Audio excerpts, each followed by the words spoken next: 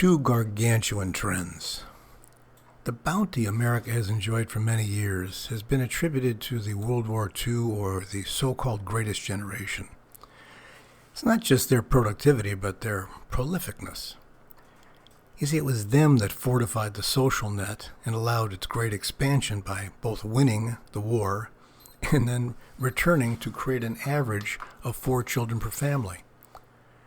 But by 1960, that had already dropped to 3.6 children, and by 2020, less than half at 1.6 children per 2 adults. And while the birth rate had steadily declined, a belief grew that everyone was entitled to a lengthy and comfortable retirement. Now, productivity has marched ever forward, but it cannot keep pace with these opposing trends: the graying population and the lack of new worker bees. This ratio is diminishing, and it really is an issue of longevity versus productive years. You see, when Social Security was incepted, life expectancy was a mere 58 years. Now, 90 years later, it's north of 80. Technology and medical advancements have extended our lifespan, but not proportionally expanded our work span or our productive years.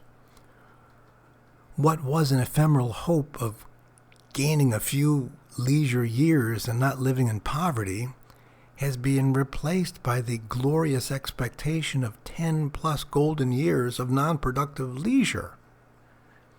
Meanwhile, the drive to amass the wealth to ensure that golden parachute necessarily resulted in fewer and fewer expensive little dependents. Dependents required to sustain the social net itself. Now what? The ratio of workers to beneficiaries has dwindled from over 5 in 1960 to less than 3 today. And as life expectancy continues to rise, if the birth rate doesn't increase, that ratio is going to necessarily narrow. This depopulation bomb isn't the exclusive domain of America.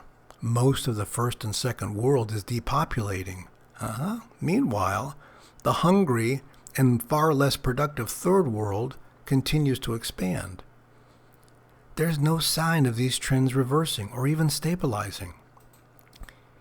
From now, in less than 2 generations, those 65 and older will outnumber those 18 and under and become too heavy a burden to sustain.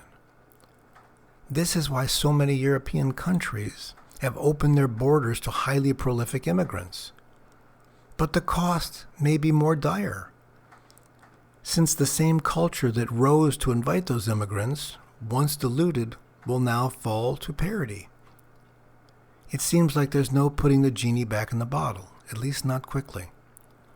All of this is destabilizing and is fundamental to the human condition to seek less toil, and productivity cannot keep pace. That means developed sinking countries will seek further means to support both their lifestyle and security.